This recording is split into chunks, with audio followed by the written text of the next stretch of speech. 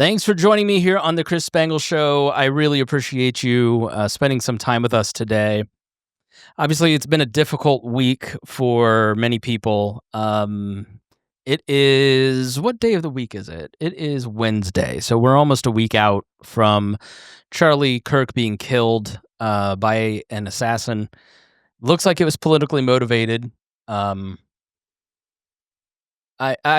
I've been thinking a lot of how can I contribute to the conversation? Okay. Instead of taking advantage of the conversation.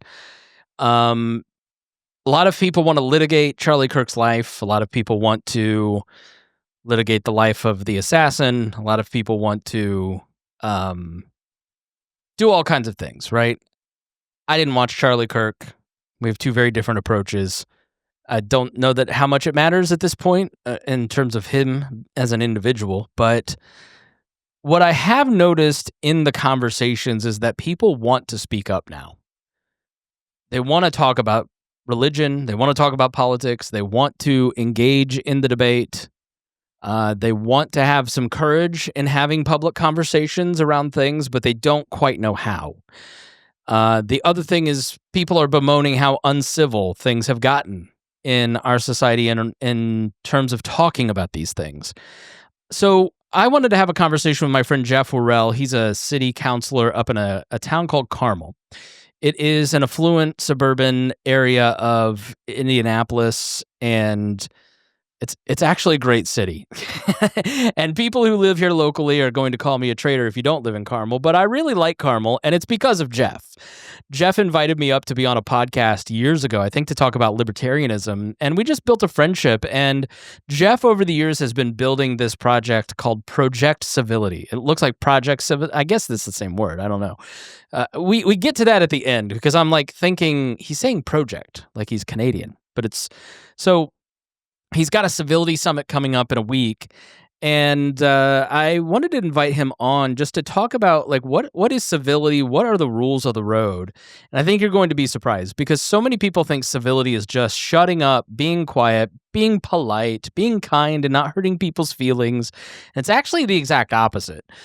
And he lays out the basic principles of how to have these tough conversations with people that you love and people that you don't love. What are the rules of the road when you're going to enter into a difficult conversation? How do you manage your emotions?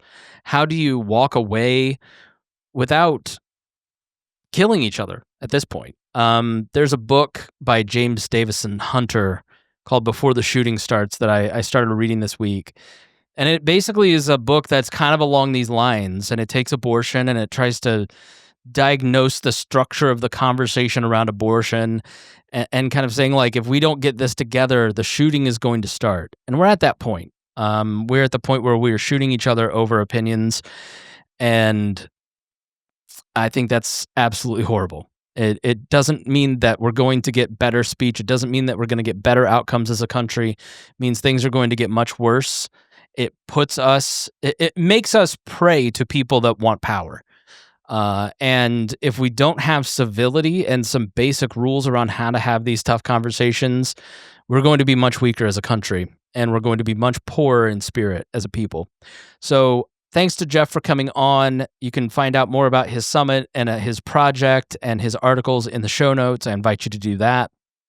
And please, hope you learned something, and thanks so much for joining me. All right, Jeff, thanks for joining me. I really appreciate you coming on the podcast. Thank you for having me. Yeah, so we have known each other. I don't know a lot about you, but you asked me to come and help you with a campaign commercial, and I didn't know if you were Republican or Democrat when I came up to help. But I have just enjoyed getting to know you over the years through podcasting and other means.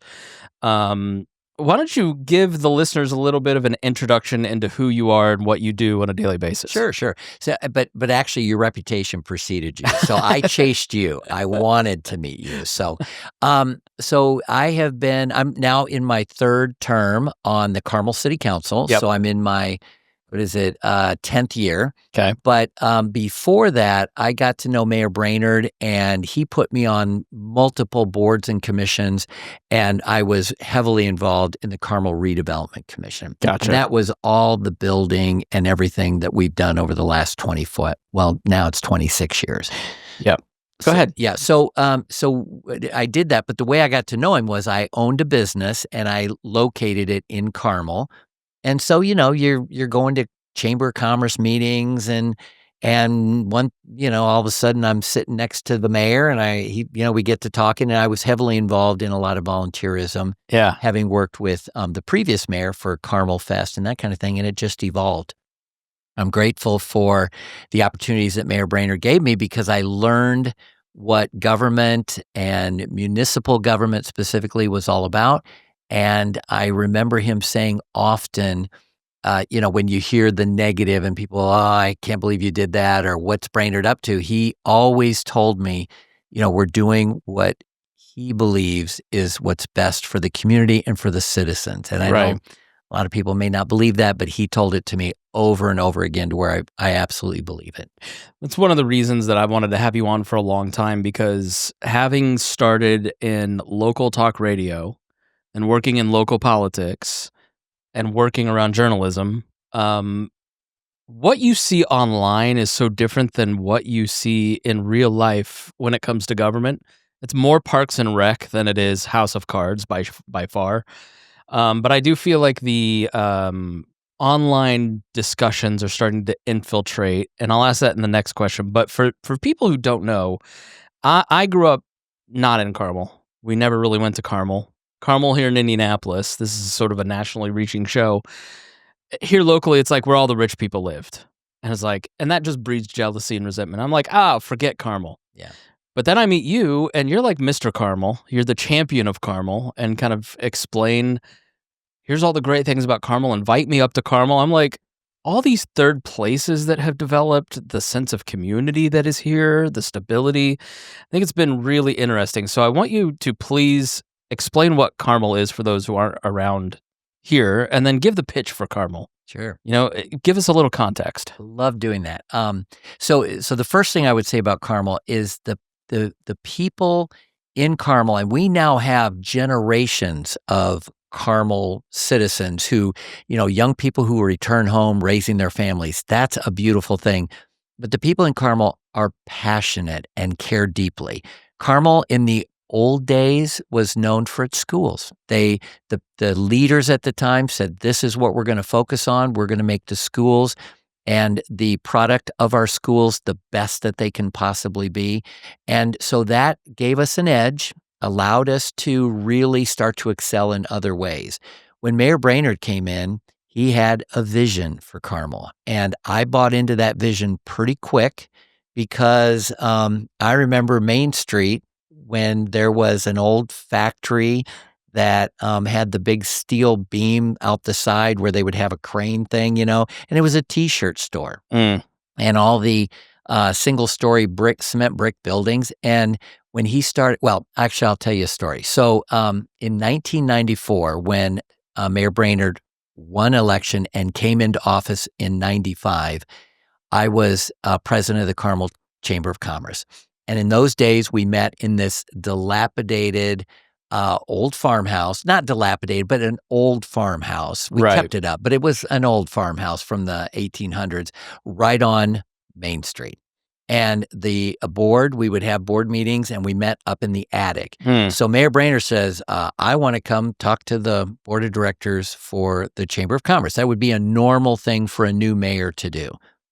And so I said, okay. So we have our meetings at 7:30 in the morning, and he comes bounding up the stairs, and his arms are full of these drawings and boards.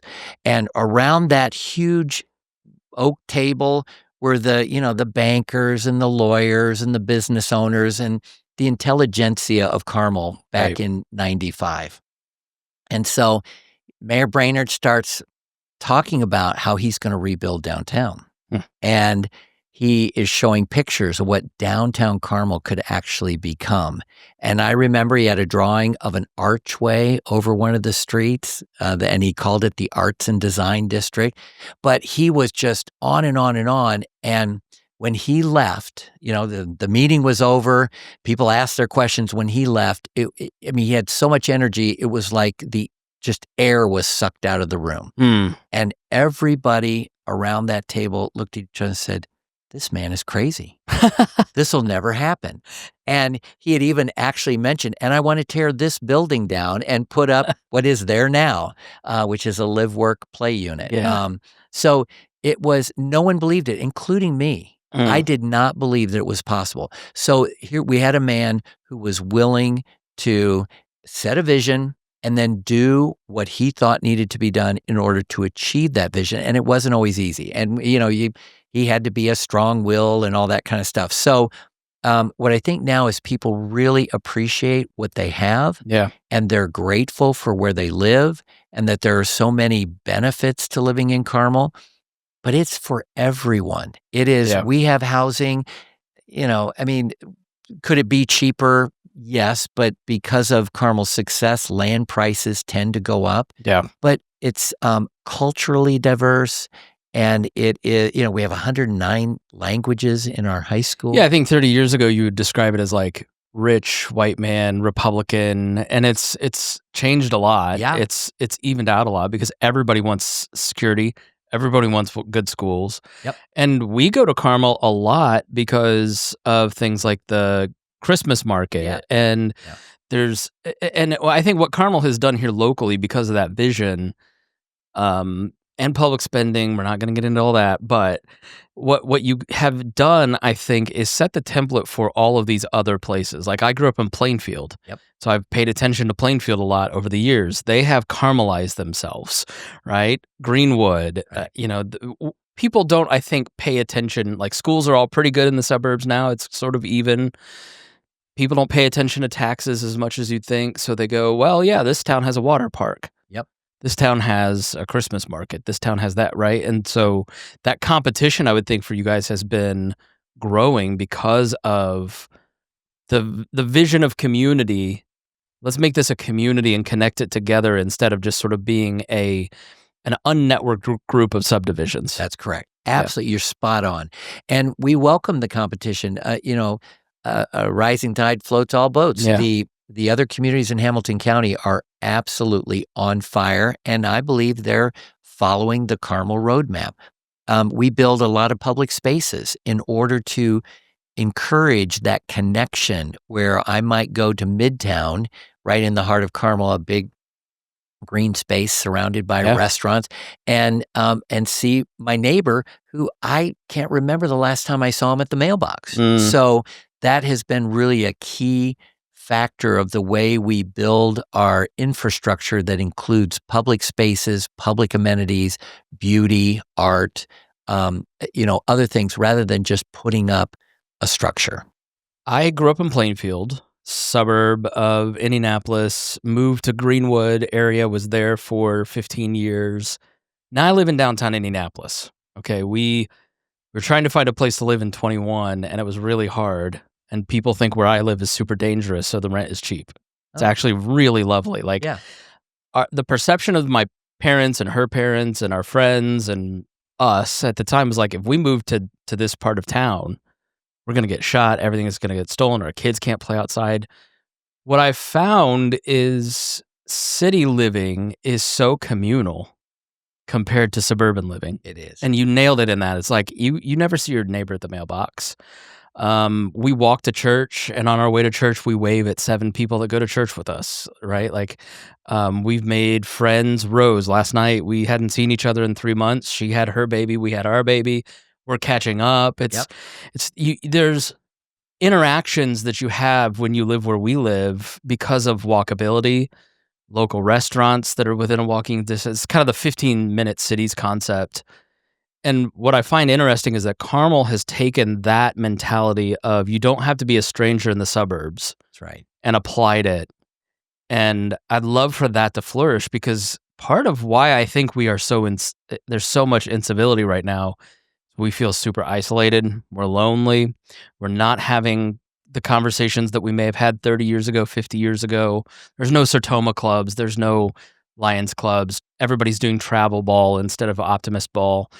In your sense as a city councilor and community leader, how much has the shift towards a lack of permanence, a lack of community contributed to our political moment? Well, I think it has a lot. I do talk about, so even in Carmel, as great as it is, I still have residents who will reach out to me with an issue that I really think, and this is routine, but I think it's really none of my business, but an issue with a neighbor. Uh-huh. And when I say, have you talked to your neighbor about this? They'll say, no, they might get mad at me. I mean, I got to live next door to them. And, in the old, in my day, and I am old. 25 years ago. Yeah, we would have just said, "Hey, your tree is hanging over in my yard. Would you mind, if I cut that branch down?" Or your dog is pooping in my yard. Would you keep him, in your own yard? Yeah. Or would you at least pick up?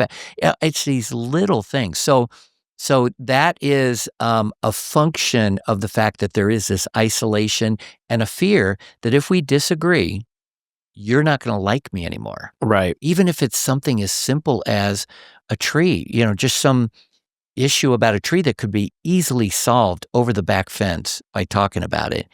I'm finding that people have been worried about having that conversation. And then, of course, it escalates from there. Thanksgiving dinner can be a nightmare for many families. Yeah. Or, we get into, I watch Fox and you watch MSNBC, and we can't even have breakfast together because of how we feel about each other's politics. Or there's a sign, the political sign that was in your front yard. Oh boy, I know you're bad because of that sign, which just happened to be the other party. So it's we're working on it. Yeah, I was actually just reading you when you walked in, and you started an article. You write a lot at The Current, which is a local newspaper. Yeah, and I'm grateful to them for giving me that opportunity. Disagreement gets a bad rap. Somewhere along the way, we began to treat it like a threat, something to avoid or battle. But what if the opposite is true? What if disagreement is exactly what strengthens our communities? And you go on to talk about a conversation at dinner with somebody that you disagreed with, and you start to get defensive and well up. But explain why disagreement is actually good in your view. Yeah, well, we have to have it. I mean, our country, the founding fathers, disagreement, come on, they disagreed in the beginning. So we have to have disagreement. Disagreement is healthy. I see it on the dais being a city councilor. I will sometimes go, oh my gosh, of course. What a great point. And they were in violent disagreement with me. So it's how we manage that disagreement. How do we choose civility, not let our emotions trigger us into a response that is uncivil? How do we disagree and then say, well, okay, I guess we're not going to agree on that, but let's go have lunch. Or Yeah. I'd love to invite you over next time up on my porch when I see you walking down the street, walking your dog. So we have some core principles at the Project Civility group that we've created in Carmel. And one of the things is that when we disagree and there is no chance of agreeing because, and we're all raised a certain way. We all have a history. There's a reason you think the way you do and a reason I think the way I do. And I don't think either one of them can be discounted. But when there is no chance of disagreement, I'm going to still look for some common ground. Hey, we're both from Carmel. Isn't Carmel a great place to live? Let's go down to Sun King. I am actually going to understand and treat you with respect. I am actually going to value and at least listen to your point of view. Don't have to agree with it, but should we part as, that we have that there is disagreement, we cannot come together. You'll never convince me. And that's not ever my goal, is to convince you. But when that happens, that there would be no desire for punishment, to hate, to harm you in some way, to embarrass you, to get online and let somebody know, what I think of you, to tribalize, the tribalization that's gone on. Those are really our core principles, is that we're looking to treat each other with respect, common ground, and no desire for harm. No desire for harm, treat each other with respect, find common ground. I, as you were talking, thought of like 15 examples through there from the last week alone. Yeah. Yeah, I think it's just really important to go into these conversations with like an agreement. So I'm on a podcast called The Pat Down, with very different worldviews. We had a contentious episode about 3 weeks ago, and Dion's yelling at me. I'm going, that's not right. How could you say that about me? Second we turn off the mics, he goes, I love you, man. Yeah. And like that right there, I think is like the core fundamental promise going into it. It's like, you're frustrating me because you don't get it. It's not a matter of like, we are going into the conversation in order to remain friends. No matter what happens in this disagreement, we're going to say, I love you, man, at the end of that conversation. Yeah. I just think that is like such a fundamental premise because friendships are so easily given up on, right? Well, this relationship's not working out for me, as opposed to like maybe an older mindset of like, let's have a covenant friendship. That's right. No matter what you do, no matter what you say, I'm going to tell you, we're going to work through it, as opposed to something that's a little more modern, which is like, you've now violated my moral code. I'm going to go find people that think exactly like me. Yeah.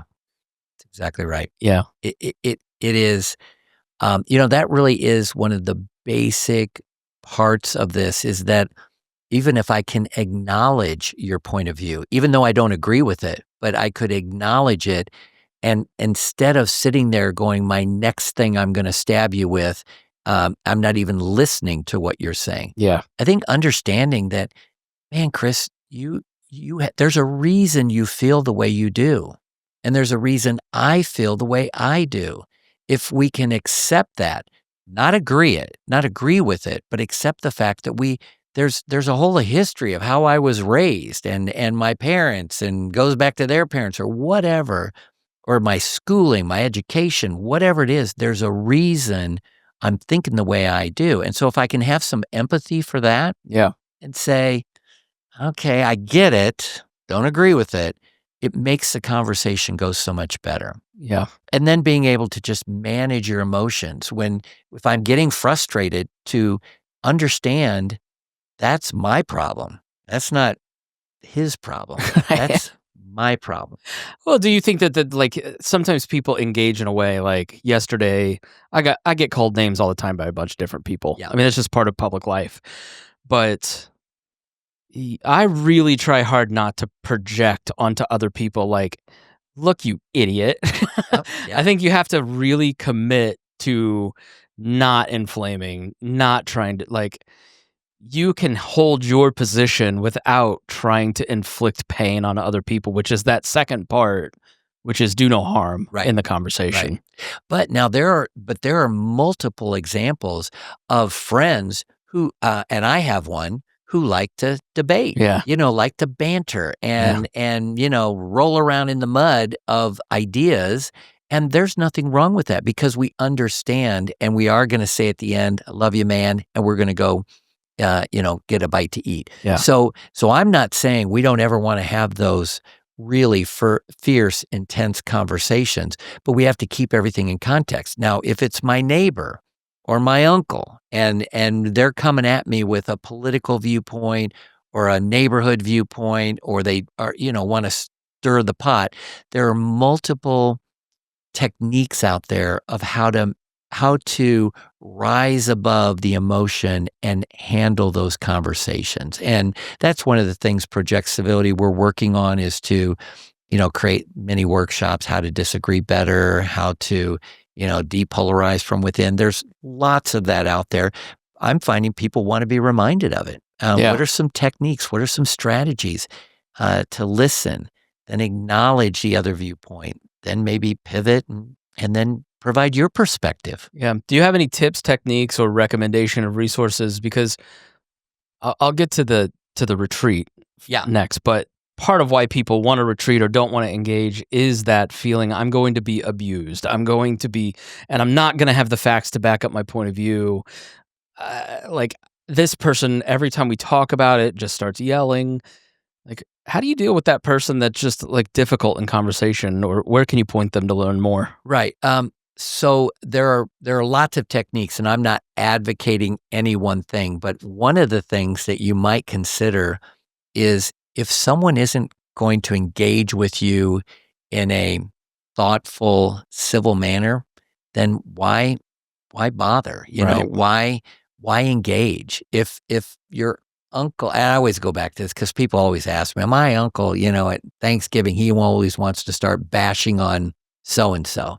Well, change the conversation. If it's not what you want to talk about, if it doesn't do anything to enhance the relationship or to try and get to common ground, if no one, then you don't have to have that conversation. So that's number one. And a lot of people don't realize that you're in control. You don't have to engage in that conversation. It's easy to talk about something else, which is a form of, let's find some common ground. What do we agree on? Let's have a conversation about that. Yeah. But really, it's about listening.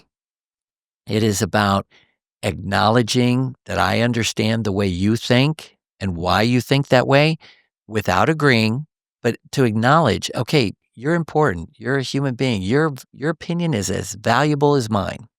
That is huge. And I use that all the time in my job as a city councilor because sometimes people just want to be heard. Yeah. They just want someone to say, I understand how you feel. I can't agree with it, or I'm not going to be able to vote the way you think I should vote, but I understand. Yeah. And here are my reasons why I'm going to have to vote the other way. And I understand that you're not going to like that. And I understand that is, you're not going to agree with me, but at least I'm glad we're having the conversation.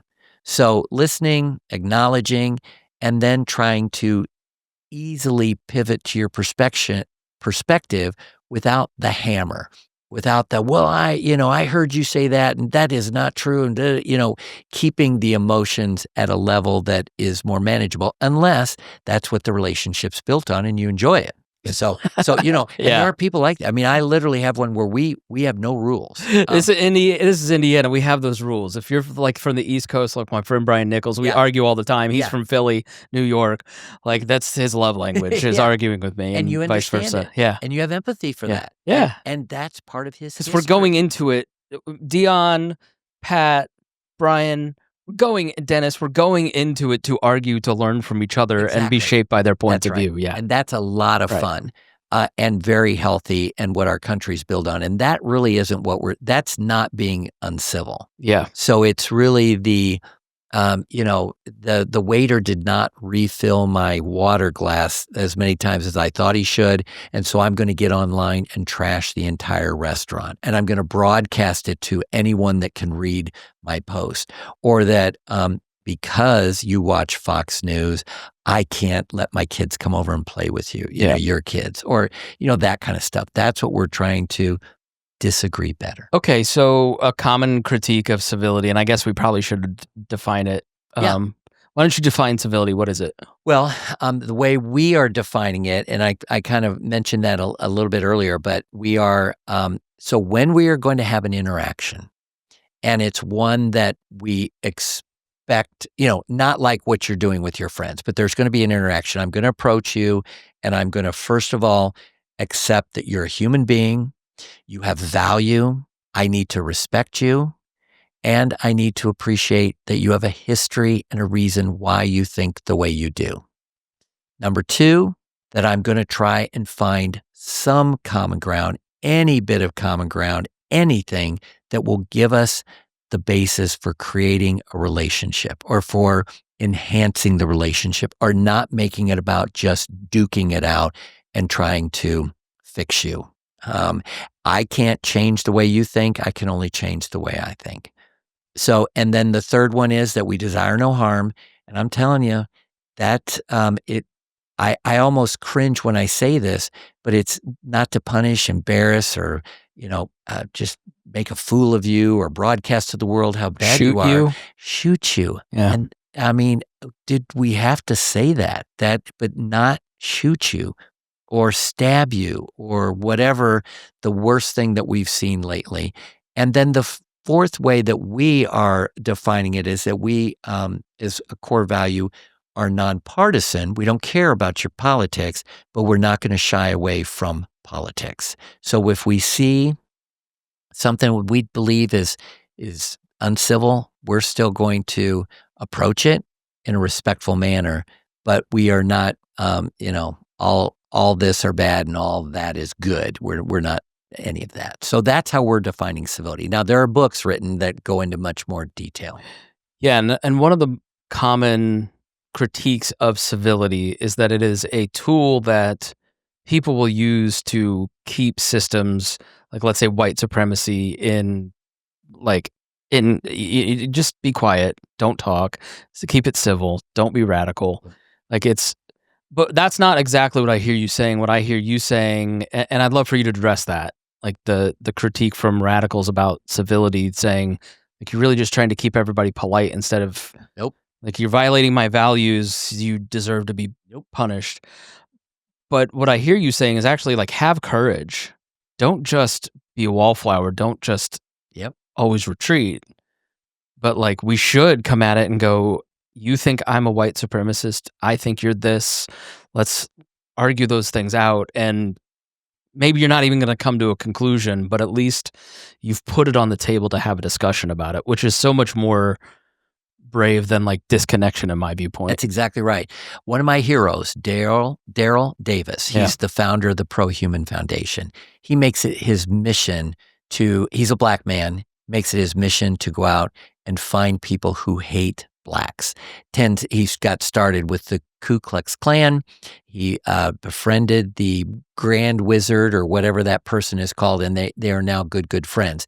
He did not shy away, but he also didn't go at them with hate. Even though there was hate coming at him, he didn't go at them with hate. He didn't go at them with, I'm going to change you, but I would like to understand you and I'd like to be your friend. Could we find some common ground? And of course, building that relationship is the beauty of his story, because it became harder for the Grand Wizard to hate Daryl just because of the color of his skin and to start to question. And they're really good friends. And I don't have every detail of his life. I tried to get him for my summit, and we were this close, but he had a conflict and I couldn't make the airfare work. So I think we'll probably have him for next year.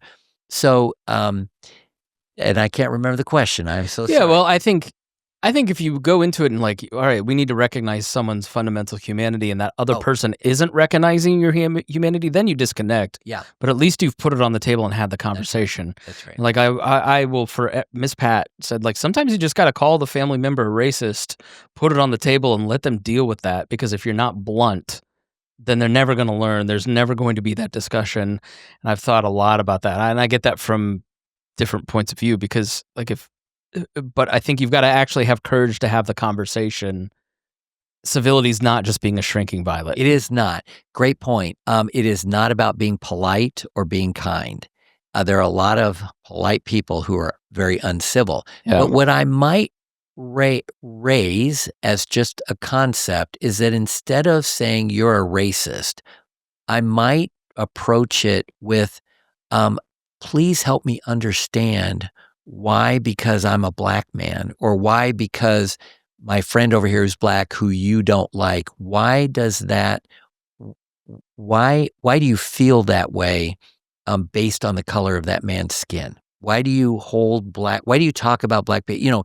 Make it more of a question and instead of an accusation. Now, at some point you may have to accuse, but at least give them the opportunity to explain and soften it a little bit so that we don't get into the verbal duking it. Yeah, but you're also just raising the point.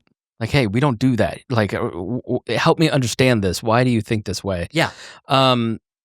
Let's talk about retreat, okay? Because this is much more my style. I'm not an attack guy. I'm a people pleaser. What I have been struck by in the last week, as I just have committed to like trying to find a way to talk about principles and politics and religion and things without inciting people. Yeah. And I think you do it. Yeah. And I've had so many people say, I wish I could do that. Yeah. I'm like, you can. Just read a couple books, make some friends, right? But Why do you think so many people sit on the sidelines as opposed to getting engaged in the conversation?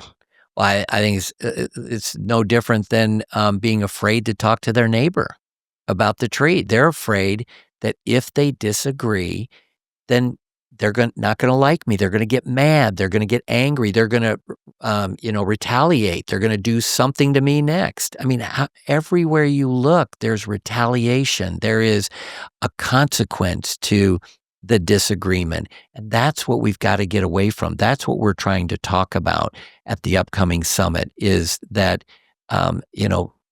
it's okay to disagree. One of my upcoming columns is it is absolutely okay to disagree if we do it in the correct manner and we don't let our emotions overtake and that we are following some of the basic tenets of good conversation. But no, we have to disagree. So I think it's fear. It's fear of the consequence, fear of you're not going to like me. If I Right. really let you know how I think about that sign in your yard that is for somebody I'm not voting for, you won't like me. And I suppose there's lots of social, infrastructure and that whole thing that I'm not smart enough to know. I guess give some wisdom on that. I mean, you've lived a public life for a long time, been in public service as a counselor, dealt with tough, contentious issues. Like if you put up something on Facebook that your friends are going to get mad at, like what happens? Well, I mean, I'm guilty of not putting my party's candidate sign in my front yard because of my neighbors and not wanting to. So I'm guilty of that. Sure. Retreating, shirking, running away because I didn't want to deal with it, because I thought I would make them mad because I hear all the time. So, yeah. And you just made me think of it and it's uncomfortable. But it also wasn't important enough for me to broadcast, a candidate at the expense of a relationship with my neighbors. So that also maybe goes a little bit with, the Thanksgiving dinner when somebody wants to trash. Pick your spots. Exactly. Yeah. Pick your battles. So in my world, there's always disagreement and a lack of respect for the person on the other side. One of the things I did in my last campaign, which I found out was, not appreciated by some of my colleagues, was I campaigned to earn the vote of not only my party in the general election, but also the Democrats. I'm a Republican in Carmel, Right. And I did actively go after Democrat votes as it's too complicated for this, but I went after in a public way Democrat votes, and that did disappoint some of my colleagues. It did disappoint the party. And frankly, I felt like I thought I served everybody. That's my way of looking at this. And if I could appeal to them, I was trying to win the election. I would say understanding going into it, you're going to disappoint people as a rule is just part of it. Oh, yeah. You're going to disappoint people, but I think my advice is take some time to figure out what you believe. Part of that insecurity is that people don't really know what they believe because they're just formed by 30-second TikTok clips and they're kind of looking around going, okay, my friends are saying this, so maybe I should say that. Like that to me is fashion. That's not formation, right? Formation is reading some books, showing up to meetings, having in-person discussions, getting clear on your personal values, the principles that you think make a society work. And then once you've done that work, then speaking confidently. And then when you speak confidently, spending half the time listening to the feedback that you get. Yeah. And then redoing what you said, maybe in a different way, changing what you believe, thinking differently. Like the experience with the pat down with a large progressive audience has made this white suburban libertarian a lot more sympathetic, empathetic towards viewpoints that I didn't hold 10, 15 years ago. It's just part of it because I'm trying to listen and while not giving up core beliefs, but like, okay, I'm wrong on these ways. I need to do these things differently. But then even in that practice, there are people on the left that are like disappointed that there's not total capitulation. Right. And there's people on the right who view me as a traitor. It's like, but my core group of friends is really tight because of that. Like if people on the periphery that I never talk to think I'm one way, that's okay. Yeah. Disappointment just comes with speaking boldly and having some courage. Yeah. And totally agree with you. And that I would just point to that experience I had in the last campaign and how it all turned out and how I was viewed by my colleagues. Yeah. Yeah. It's exactly what you just said. Sometimes you're just going to have to do the wrong thing. If it's the right thing is doing the wrong thing to a certain group of people, like that's just is what it is. Exactly. Yeah. Exactly. And I'm glad I didn't even debate it. I serve everybody in Carmel, and I asked for their vote.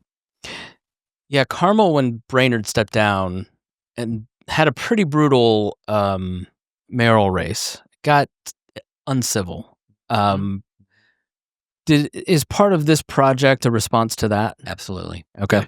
That was in November of 23.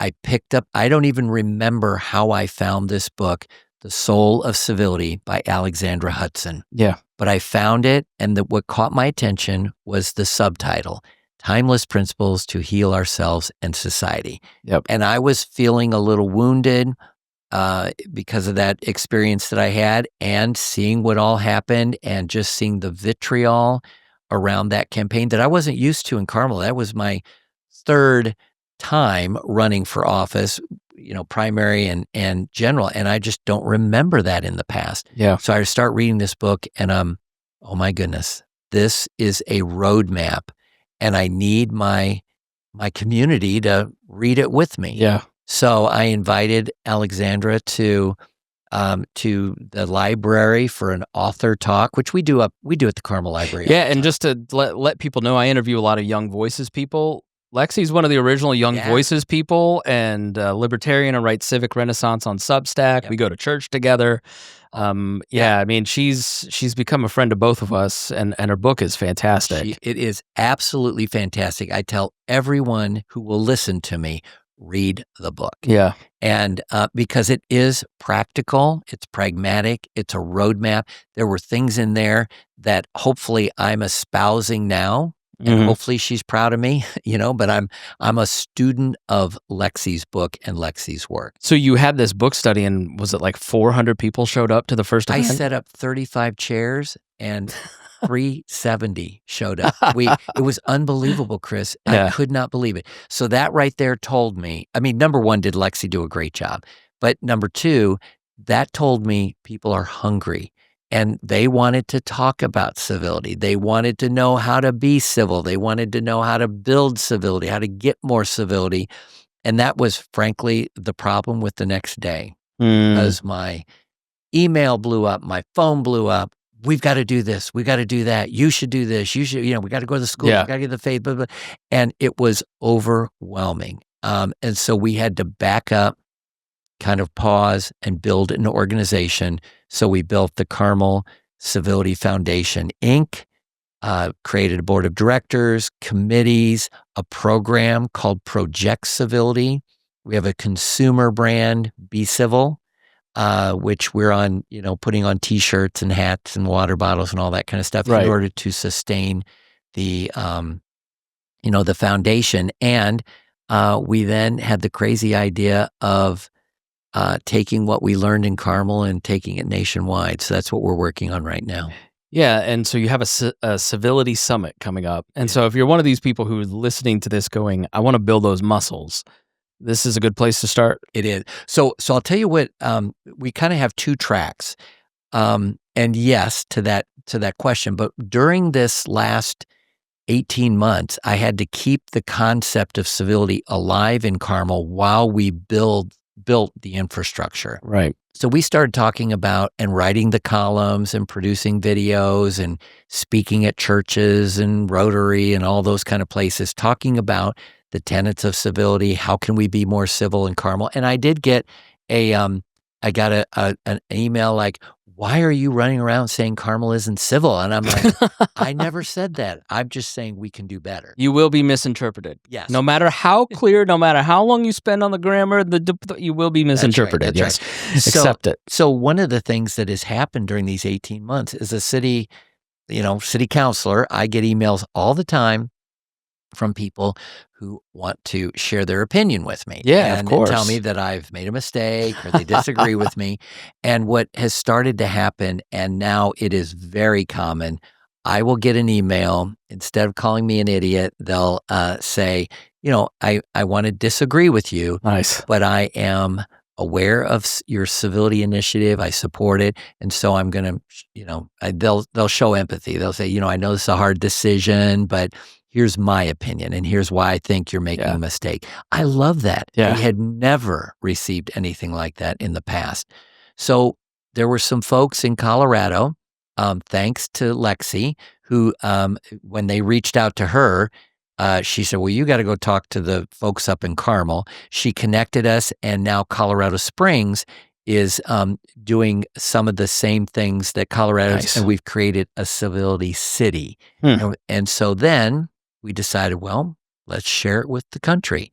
And so we mailed an invitation to every mayor in America and asked them to come or send a representative to Carmel, Indiana, and so that we can define civility, work together to be inspired by civility, work on some skills for practicing civility, and then have a workshop to collaborate and take home a plan to begin the civility initiative or become a civility city in your geography or with your community. So I have imams coming, representatives from the Hindu community, from the arts community, the LGBTQ community, lots of communities coming, as well as mayors, county council or county commissioners, a